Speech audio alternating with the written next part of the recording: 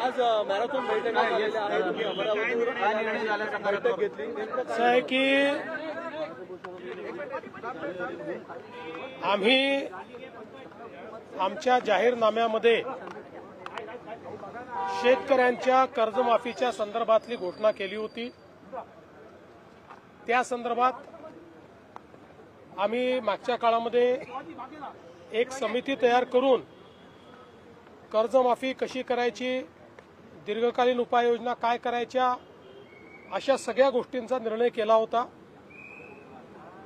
कारण कर्जमाफी हा एक भाग आहे, पण शेतकरी वारंवार कर्जाच्या विळख्यात अडकतो आणि म्हणून त्यांना आपण बाहेर कसं काढू शकतो अशा प्रकारचा सगळा विचार व्हावा अशा प्रकारची अपेक्षा होती। त्या दृष्टीने आम्ही जे मित्राचे चेअरमन आहेत प्रवीण परदेशी यांच्या अध्यक्षतेखाली एक समिती तयार केलेली आहे। ही समिती कर्जमाफीच्या संदर्भात कशा पद्धतीने ती करता येईल, त्याचे निकष काय असतील, भविष्यात शेतकऱ्यांना आपल्याला कर्जाच्या विळख्यातनं बाहेर कसं ठेवता येईल किंवा थकीत कर्जात तो जाणार नाही याकरता काय उपाययोजना करता येतील, या सगळ्या बाबींवर निर्णय करेल।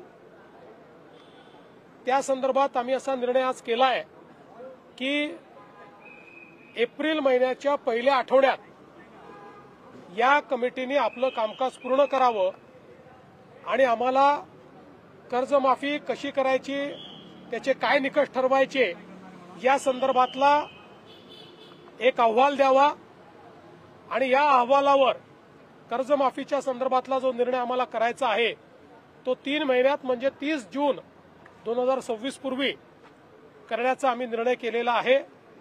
त्यामुळे आता सगळे टप्पे आम्ही या ठिकाणी ठरवलेले आहेत।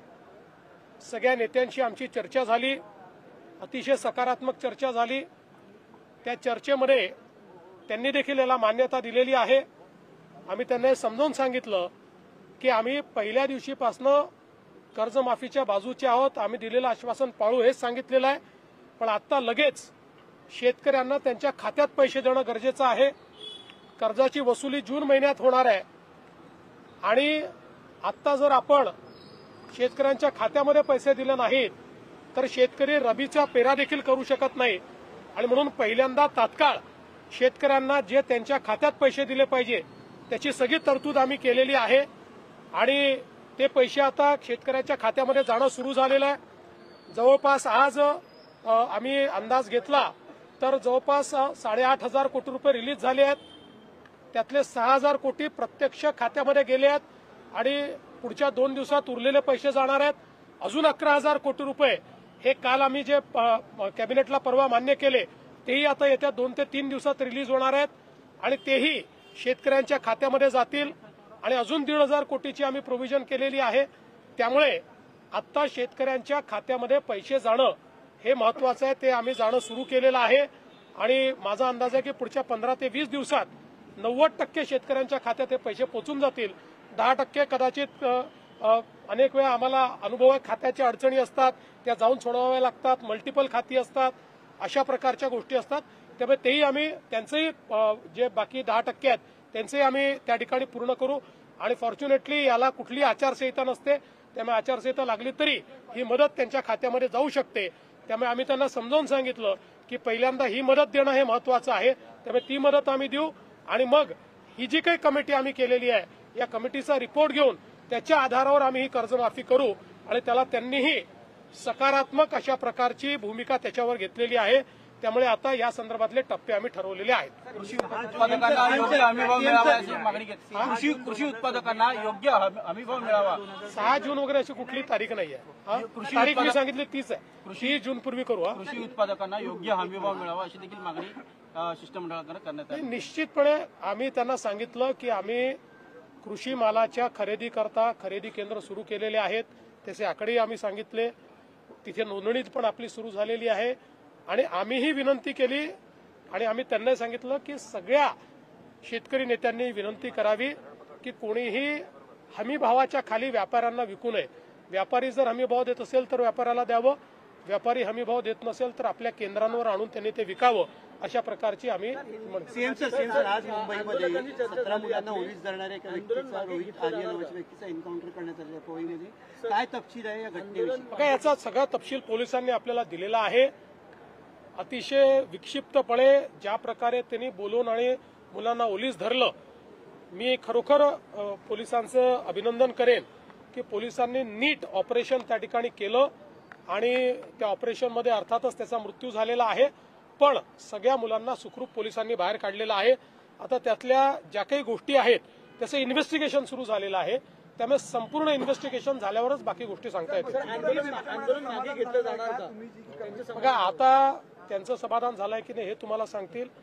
आम्हाला असं वाटतंय त्यांचं समाधान झालंय, पण त्यापेक्षा आम्हाला महाराष्ट्रातल्या शेतकऱ्याचं समाधान करणं हे जास्त महत्वाचं वाटतं. ते करण्याचा आम्ही प्रयत्न करू. खूप मोठा निर्णय आहे, खूप मोठा निर्णय आहे, पण सरकारवर आधीच थोडासा आर्थिक बोजा देखील आहे, तर कसं सॉर्ट आउट आहे. आता हे खरंच आहे की आर्थिक बोजा मोठा आहे, सरकार आर्थिक अडचणीत आहे, पण जसं आता आर्थिक अडचणीत असतानाही आपण आजपर्यंतची सर्वात मोठी मदत ही अतिवृष्टीमध्ये यावेळेस केली आहे. मार्ग काढू आता त्यातनं काहीतरी. सर, हिंदी में बता दीजिए, महाराष्ट्र सरकार की ओर से किसानों के लिए किस प्रकार का बड़ा फैसला है? महाराष्ट्र की हमारी सरकार ने अपना जो घोषणा पत्र दिया था, उस घोषणा पत्र में किसानों को कर्जा माफ करेंगे इस प्रकार की हमने घोषणा की थी. उसी तर्ज पर आज हम लोगों ने फैसला किया है. एक हमने इसके ऊपर कमेटी तैयार की है.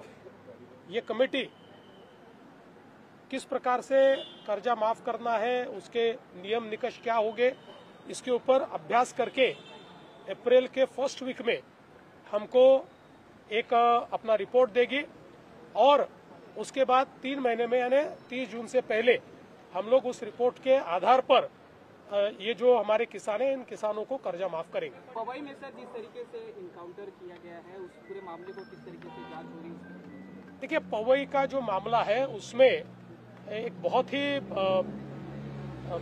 अलग तरीके का ये सारा मामला सामने आया हुआ है और जिस प्रकार से 17 बच्चों को उन्होंने अगवा करके या उनको अलग कारण से बुला के और फिर उनको कैप्टिव रखकर जिस प्रकार से धमकी देने का काम किया और उनकी जान को खतरे में डालने का काम किया, मुंबई की पुलिस ने बहुत अच्छा कार्य करके और एक बहुत सटीक ऑपरेशन किया और जो आरोपी है उसकी उस ऑपरेशन में मृत्यु हुई है और 17 बच्चों को बिल्कुल कोई खरोच भी न आते हुए उनको बाहर निकाला है.